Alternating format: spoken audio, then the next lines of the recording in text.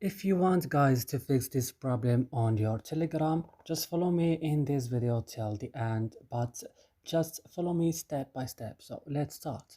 First guys, you don't need to open your Telegram. Go and open your settings of your phone. Then you have to go directly and search for apps option. When you found it, open it, and here search for Telegram. So right here when you found Telegram, open it and go to storage option. But here guys, click just on clear cache, then go back and click on first stop and click OK.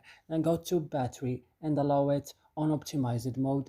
Then you have to go to set as a default and open supported links. Open it and then go to permissions and allow these options right here. Then go to your Play Store, update your Telegram. If it's not updated, then restart your phone. That's it guys in this video. I hope it's useful for you. Don't forget to like, subscribe in our channel. See you in another video.